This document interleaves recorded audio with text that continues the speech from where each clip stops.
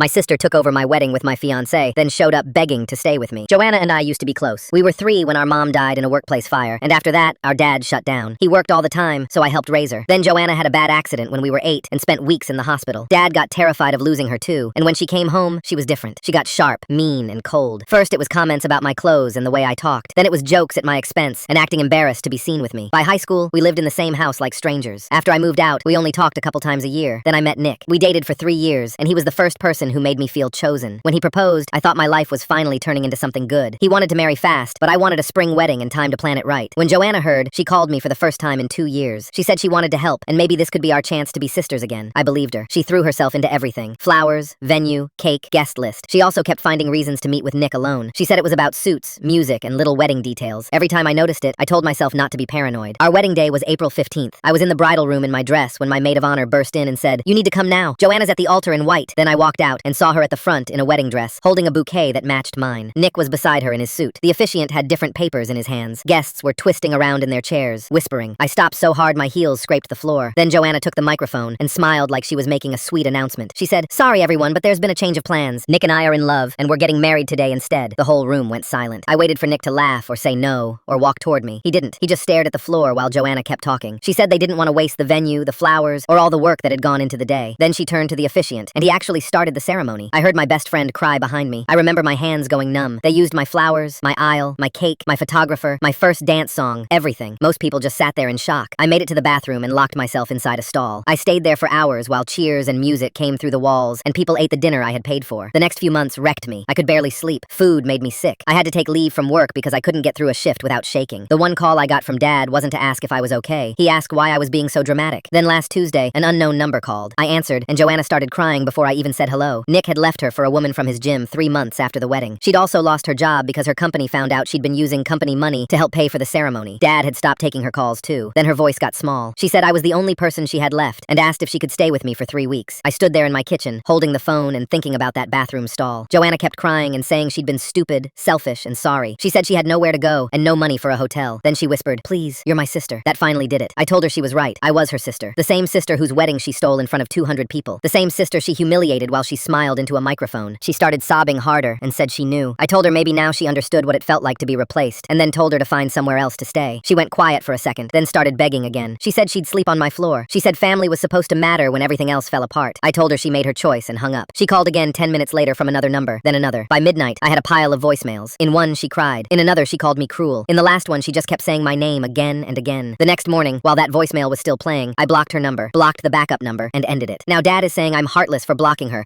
Was I wrong?